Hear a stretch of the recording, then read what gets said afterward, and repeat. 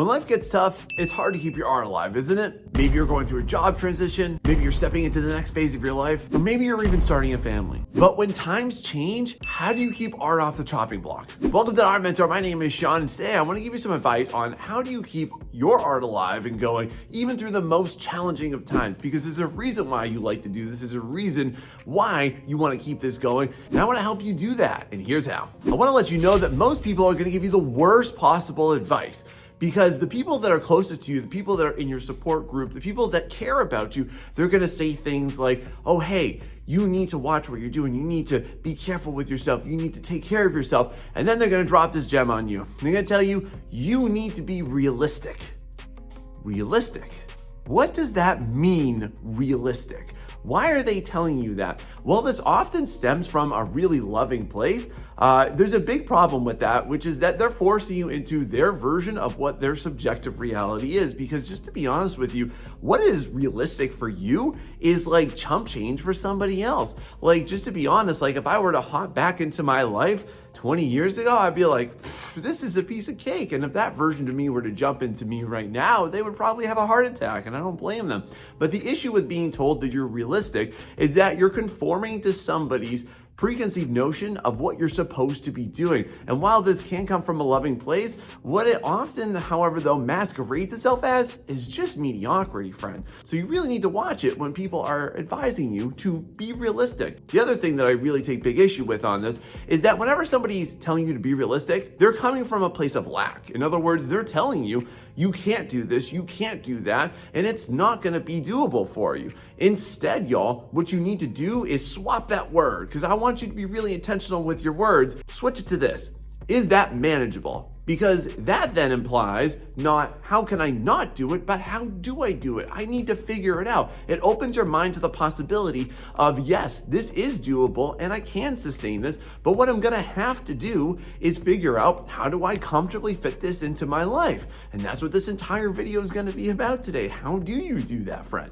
A big question that I want in your head whenever somebody tells you to be realistic is, who are they to tell you that? What are they doing, or what have they done? Because just to be honest, the person that's telling you to be realistic probably isn't doing as much as you would like to be doing, nor have they done more than you. So my advice for you is only take life advice on that from people that are actually doing more than you.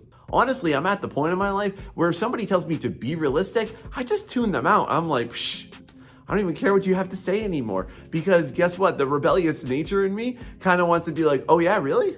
Watch me do it.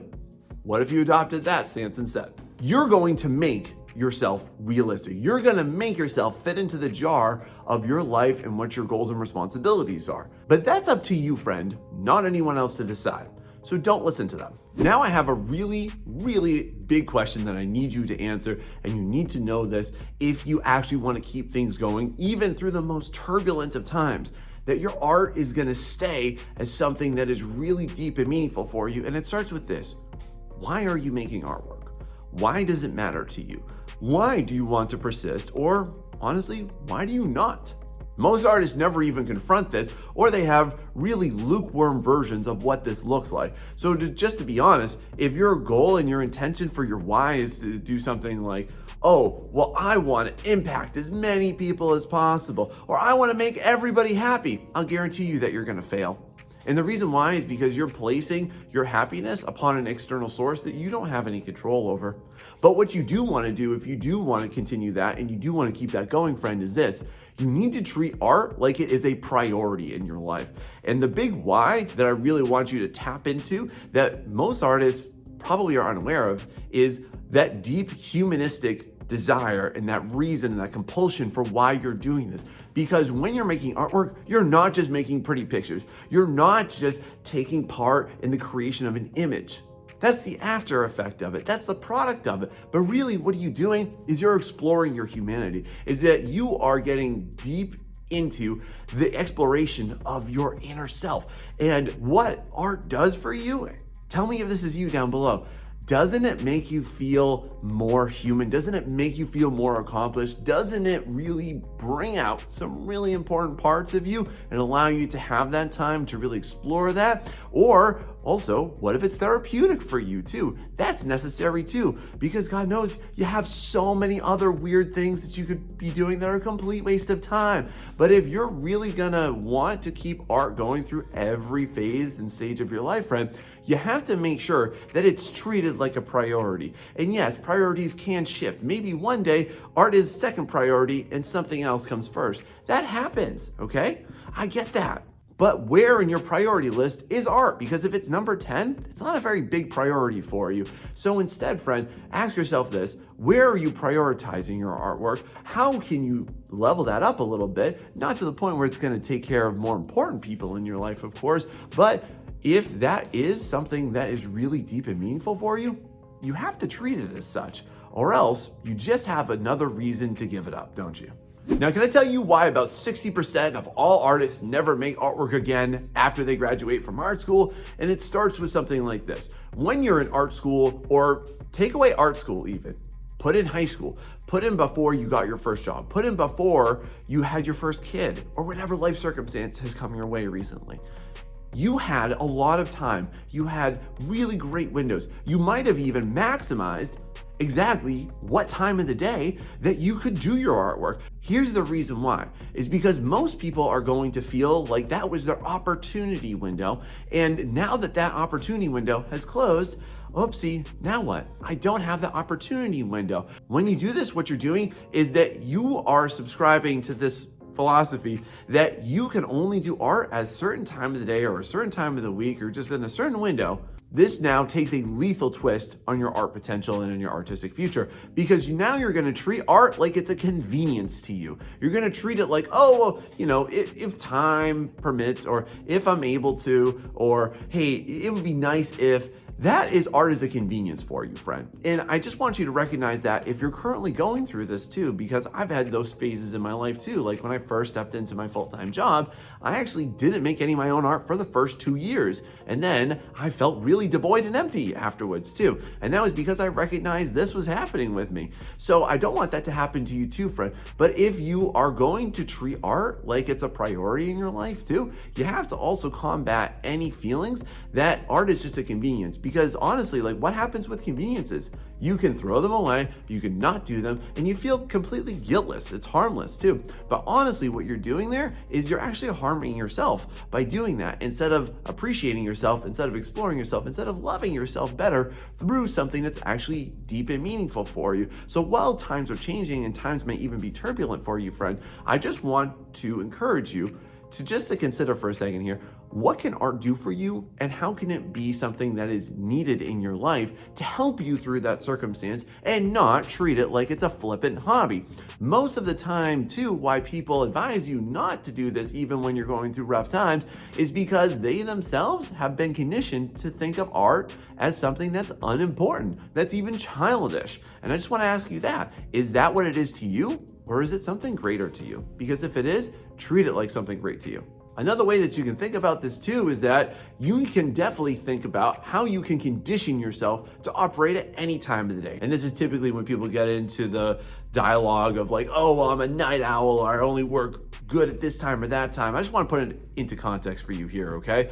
Let's say that you are a night owl. Let's also say, however, though, that around 6 a.m. a bear breaks into your house. Are you just going to be like, oh, that sucks.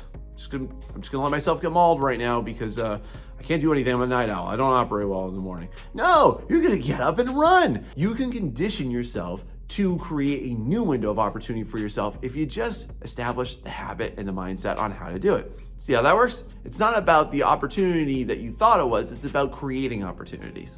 Now, let's definitely not ignore the amount of energy that you have to put into your art making processes. Let's not ignore too the fact that while you're going through something that might be emotionally draining, or potentially even physically and emotionally draining, you might be considering this. Well, what if I don't have the energy? What if I can't put myself into a really good place on how I'm actually going to be able to pour myself into my artwork? Is this you, friend? Tell me about it. Now, if I could offer you a slightly different perspective on this too, this might help to change it for you. So around a year ago, I heard this advice and it totally changed my entire outlook. So here's what it is. Gary Vaynerchuk says that the next time you say, I don't have time for something, just say, I don't really care that much. And And I remember the first time I heard that, I was like, oh man, that's so brutal. But it's true, and I needed to hear that. So if you're concerned about your energy and your output, I just want to ask you this, friend. Like, if you need to take a break, cool, take a break, but take a structured break. Give yourself a half hour when you get home from work, okay? Have dinner, sit down, give yourself like an hour, and then do something with it, okay? If you've got kids, how do you structure that around them? There's definitely a way that you can manage yourself and manage your energy, because I just want to ask you this. Why are you considering putting more time into things that you do not care about, as opposed to doing the things that you actually do care about and the things that you actually want to do? It's a little absurd how easily we can talk ourselves into putting maximum energy into things that do not affect our lives in any deep and meaningful way. But we will talk ourselves out of doing the things that actually are meaningful for us and will actually propel us to a better future. You gotta admit it. It's right, isn't it? Why do we do that to ourselves? So don't do that to yourself, friend. Now, here's a curiosity I want you to wrap your mind around. So as you're going through your life, and as you're going week to week or perhaps day to day, you're gonna go ahead and you're gonna schedule everything that you don't want to do. You're gonna go ahead and make a calendar so that you don't forget about mom's birthday or your doctor's appointment, your dentist appointment, your vet visits. You're gonna go ahead and remember the meetings that you need to do and the emails that you need to do. You're gonna make your to-do list for everything that you need to do for work. But hold up, when's the last time that you scheduled any time for your art? That's probably why you can't keep it alive, because you're not making it something that shows that it is as big as of a priority as everything else in your life. This is something that you should do. First off, why would you schedule more time for things that you don't even care about, that don't even make a big impact on your life, as opposed to something that really does or really aligns to your dreams? Look, friend, if you've got that amazing IP, that amazing dream job that you want to get, or that amazing project or game you want to work on, your current life circumstances might not be supporting that. So you just need to think, how is you not scheduling your time going to change that? Because it won't. Another big hurdle that I think a lot of people go through with this, and I can connect to this personally on this, especially because I used to not make artwork when I first got my full-time job for a couple of years, is that you will invest loads of time and loads of energy into your job. And then you'll get home and be like a comatose zombie. Is this you? Tell me about it, because I totally get you on that. But here are two things you need to understand. First off, someday when you die, your job will be posted within 2 weeks of your death, okay? I've always said that whenever I pass away someday, hopefully they'll name some type of art building after me and everybody will cry, and then my job will be posted though. So you're replaceable, okay? Here's another kind of brutal reality that I heard a while ago. I want to share this with you, which is that your job is the anesthetic to your dreams so that you don't achieve them. And the first time I heard that, I was like, whoa, that's so heavy, but it's so true, because there are so many of us that invest all of our time and our energies and our efforts into our jobs that we forget about everything outside of our jobs. And guess what? Your job can drop you like that. Didn't COVID teach us all that, by the way? Some like 20 million people in the US alone lost their job within a week. So why are you investing all of your time, all of your energy, and all of your scheduling that honestly could replace you in a heartbeat? Look at this two ways. Number one, look at this from a daily standpoint, because on average, most people waste 2 to 3 hours a day just on their phone alone. So if you're doing that, you can schedule like 30 minutes. It's not gonna be a big deal. A lot of times too, people will be like, oh, but Sean, I don't have any time for my artwork. Oh, really? But you logged 30 hours on Pal World in the last month? You didn't have any time? Or you just didn't want to make time?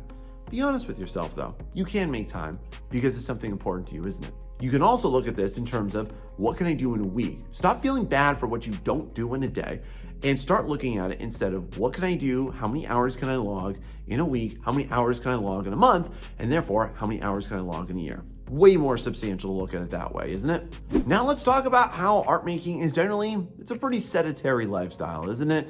And then your job might also be around that too. Your job might entail you sitting down at a desk. Your job might entail you just being completely stationary for long periods of time. And then you're supposed to come home and then somehow go ahead and jump right back into that? I get it from you, okay? And this brings in the topic of, how do we balance our activities and our health and our art? And that's a very legitimate concern, isn't it? Especially when life starts to get tough. You're gonna feel like you don't wanna be active, like you don't wanna take care of yourself. So how do we combat this? First off, how about we totally reconsider how you're doing your art and where you're doing it to and what your current setup is like. So like, for example, do you maybe have a window somewhere in your home where you could move your art desk to? Maybe you just need to feel like you're outdoors more even when you're inside. And this especially be good, like, I don't know, like when it rains or when it's inclement weather, you could be over there in front of that. That way you get a little bit more outside, inside. Can you start to implement like some more plants, either live plants or fake plants? It's all good. It all feels the same anyways. Start to design your space so that it's going to support your need to want to get outside too. And then also, like, how many of y'all are drawing on iPads? You don't have to draw inside, y'all. Go outside. Maybe you need to go someplace. Maybe you go to a park. Maybe you sit outside on your porch. Maybe you go ahead and you sit on the street somewhere on a bench and you're just drawing right there. You can do that too. Can you do that if you have a laptop of some sort too? Like y'all drawing on Surface Pros and things like that. There are so many opportunities for you to get outside and do things. And then too, like maybe you want to invest into a standing desk. Maybe you also want to pair that too with another popular thing a lot of people that sit at desks all day do, which is they got a walking pad. I mean, you could buy one for under $100. It's not that expensive. So you can do these types of things in order to incorporate a little bit more physical activity into your daily activities. This can be for like when you're instead sitting down and you're looking up references, you're trying to get resources, you're starting to plan out stuff, you know, for your book or your comic or whatever. You could do that while you're doing it.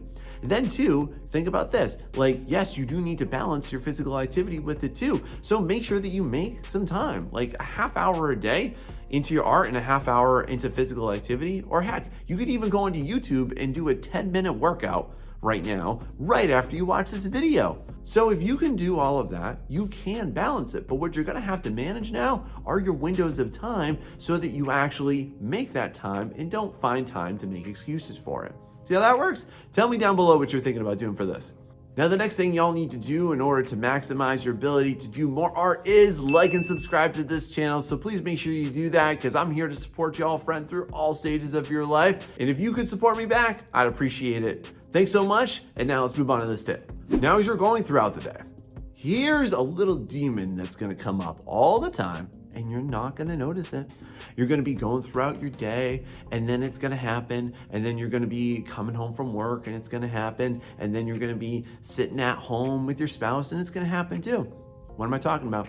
I'm talking about time vacuums. I'm talking about the things that you're doing that don't matter. I'm talking about the things that you're doing that maybe they give you some momentary rest from what you're doing, but you know you're just wasting time.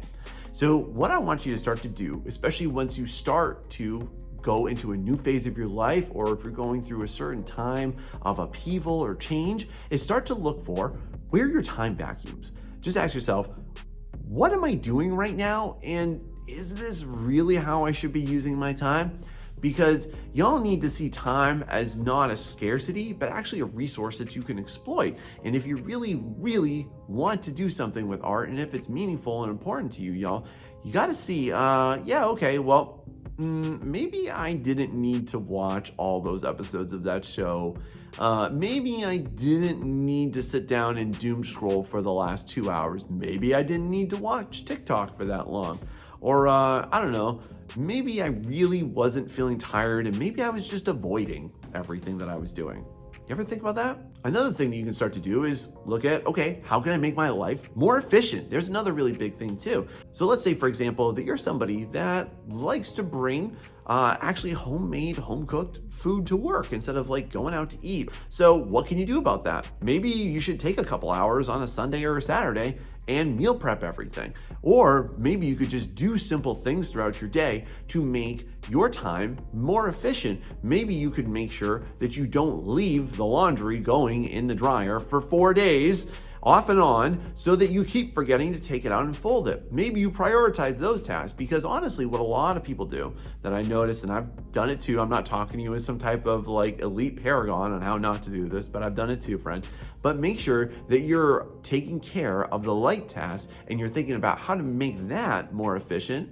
so that you can not have another excuse to not make artwork, because you've got so many of them. If you increase your efficiency, you increase the possibility of what you're going to be able to do artistically. See how that works? Now, I definitely can't make it through this video here without talking to you as well about social interactions, because real talk, you need to have social time. You need to have time with your friends. You need to have time with your partner or your boyfriend or your girlfriend or your parents or your cat and dog, like whatever. You need to make sure that you have that time with them. And that's really a big concern. A lot of artists are very concerned that they're going to be antisocial by diving deep into their artwork. But here's the thing I want to challenge you on is, as you're going to be going through new stages of your life and your life is going to be evolving, naturally the people in your life are going to evolve too. And that means that people are going to come and go. So how do you manage this? First off, why don't you, instead of worrying about the time that you won't have with those people, actually make sure that you spend real quality human time with them instead. So what does that look like? So instead of you watching Netflix with them, why don't you actually go do something? Go bowling with them, go out somewhere with them. Instead of you sitting down and playing video games with them or going to a movie with them, why don't you actually go outdoors, take a hike, get out in nature, go for a bike ride, go do some group classes with your friends, actually do real human things. And that's not to say that you can't do the other stuff sometimes, because hey, it's fun too.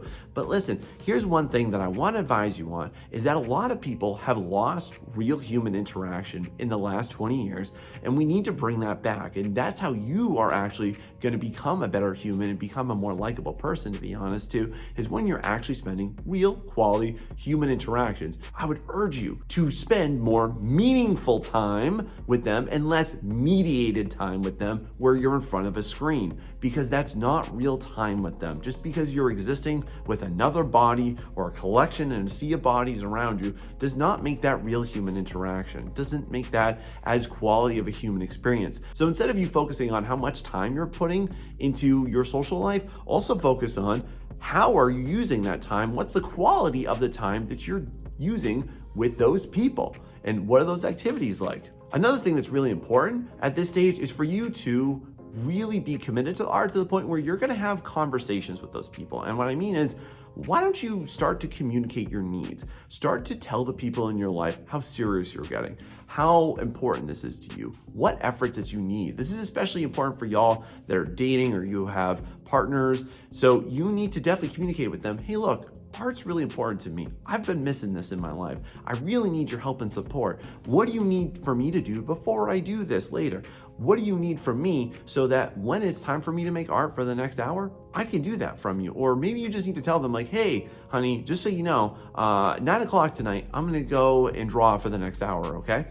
By you communicating with them, you're gonna develop, first off, a standard, but also respect for you, because they're gonna understand what you're expecting from them and you're gonna communicate what you need to.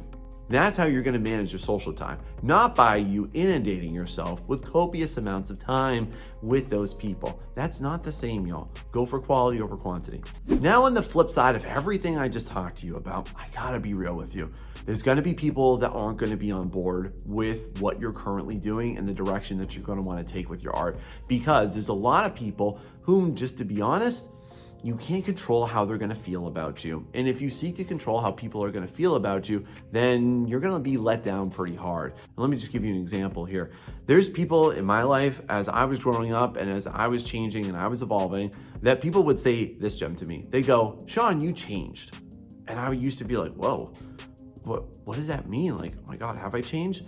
But now I'm kind of confident in that, and I would urge you to be too, because here's kind of a better stance to take. Yeah, I have changed. Imagine if I just ran around the house pooping my pants all day like a toddler.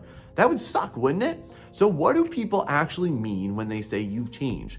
See, here's the thing I want to let you know about this, and this is going to be sort of a radical concept that y'all might not have heard before, but people actually don't like you for you. People like you for the version of you that exists in their head. So the reason why people stop liking you isn't because of you, it's because of the narrative that they've constructed in their head for what they deem you to be and how you act like. And when you violate that vision of it, then it creates some cognitive dissonance in them and they don't understand why you're behaving that way, and that makes them upset. And this can go everywhere from your friends to your partner to even your parents too. Be okay with upsetting the people that are in your life right now for the people that will be in your life later, because it's worth it to your future self. If you are afraid of upsetting the people in your life right now for you making betterments, for you making improvements to how you currently are and what you're currently doing, then you are sacrificing your future self for people that honestly, you don't even exist in their mind. So what good is that? How is that useful for you? Not saying you need to drop everybody and don't love them. Give them some opportunities. But listen, there are some people that are not going to want to come along for that ride, but you will meet more people that will. So don't be afraid of upsetting other people, because at the end of the day, all you want to think about is this: who's going to be at your funeral and what are they going to say about you, and what are they going to wish that you had time to do in your life? Because that's on you, friend, and on nobody else. Now, can I tell you why you are the best salesman in the entire world to you? And what I mean is this: when you really get down to thinking about things that you want to do, and as I'm currently recording this video, it's February, and what does February mean is that everybody that made their New Year's resolutions have inevitably dropped off and died at what those resolutions are. Honestly, 90% statistically of people completely stop. If you're somebody that's a gym goer, you're feeling this right now. You're looking around the gym and you're like, aha, look at this. Everybody's gone. I got all this room. I have all the machines back. I have all the weights back, right? So with yourself, you have a tremendous opportunity. And that opportunity is that it doesn't really take much to convince yourself not to do something. You have the ability to convince yourself without any real friction at all, to tell yourself that something is or isn't doable, that something is or isn't worthless. And really, no one else is in your head to tell you otherwise with that one. So one thing that I want to advise you on is this now, is when you're going through tough times, is that you need to work on eliminating your excuses. Your excuses are going to be the number one barrier between the person that you are right now and the person that you want to be, and from preventing you from backsliding to the person that you absolutely don't want to be either. Have you ever thought about that? Studies have shown time and time again that what matters more is not your circumstances, but your reactions to those circumstances. And just think about this. There are people all over the world that are in way more dire circumstances than you are currently going through right now. And I would ask you to just consider that when you're making the excuse of why you can't do it, but they are. There are people throughout time and history that have done amazing things with far less that you have been blessed to be born into. So even if you're not blessed with extreme privilege, that doesn't mean that you're not blessed with the current privileges of living in today's current society. Here's another thing that I want to ask you to kindly consider is, what labels are you subscribing to? And how do those labels not serve you? Through a lot of my life, I listened to people tell me how that would impact me, how I could or I couldn't do things, how I could or I couldn't learn, how I could or I couldn't succeed, and what I needed to do in order to be more successful. And it was a really rough time for me. Honestly, like, it was my darkest time when I was listening to people in white coats tell me all of these self-imposed limitations that had to be placed upon me. It's almost felt like a prison a little bit too. And I see this talked about a lot nowadays here. And what I'm going to here, just to land this plane, is this, is that many of you are going to have certain labels that you place upon yourself that will become an excuse rather than become how you need to adapt to what you're currently going through. All I'm saying to you is that you want to be careful with how much power that you lend that. And you want to be careful with how much you are making an excuse for why you can't do things, because your label, whatever that is, whatever your diagnosis is not your death sentence. You have to stop resenting yourself and the way that you learn, the way that you have to do things differently because of what you have been presented with. You need to, instead of resenting yourself for it, you need to accept yourself, and you need to accept that there is a different way and perhaps divergent way that you can still be successful. Not, oh, I can't be successful because of X, Y, Z. Because when you really look into it, there are people that existed hundreds of years before anything that you're currently struggling with was ever considered a reality, was ever considered treatable, was ever even treated with any empathy. And they went on to do great things. So can you, friend. I want to empower you with that. Look for how you can be successful instead of how you can hold yourself back. Be careful of the labels that you subscribe to because you will live up to them. See how that works? Now, as you're going through your life, you're gonna feel definitely these resistances and you're gonna feel these blockades where you're like, man, I just can't make any progress. I can't do this with my artwork. I don't know why, Sean. Well, here's what you can do. I made a whole video about what to do right here. Go check it out. It'll help.